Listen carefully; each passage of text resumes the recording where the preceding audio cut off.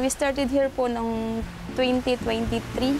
It's almost 2 years, more than 2 years. Yeah. Ano po yun, Mami? Parang kwan lang siya, yung magdagdag lang po sa ganitong business namin. So, na-acquire lang po namin dun sa mga ano namin dati, kasama dito. So, sila po talaga yung may ako.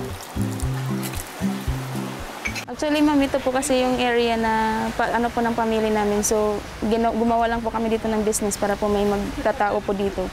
So, at saka marami na rin po kasi bali sa tourist, ano po siya, tourist destination. So, dito naman naisipan na Dito po kasi kapag marami po siyang customers, sunod-sunod po, medyo mapagod po. Pero after ng karamihan, makakapagpahinga po kami pagkatapos ng Yung normal lang po na gumagawa tayo ng halo-halo po.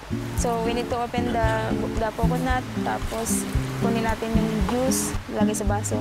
Then after that, we're gonna put some ice and then those ingredients po para maging halo-halo po siya. Yeah.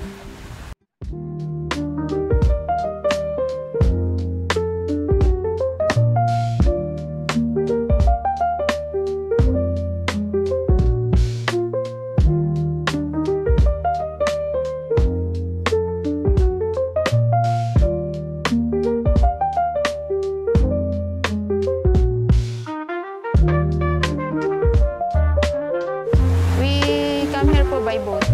Yung small boat po na yun every morning. Then we came here po by 9 o'clock.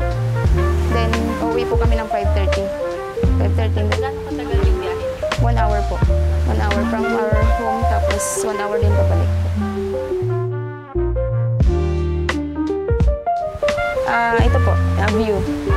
Opo. After po ng job namin dito, pwede po kami makapag-relax din. Makikita po namin yung ganitong view. Parang wala po siyang toxic na environment. Siguro ma'am yung ganitong trabaho din po. Kasi yun po yung ayun yung nakasanayan ko na po. So, yung sa bartender or gawa ng ganito po, ganun din po siguro yung pipiliin ko.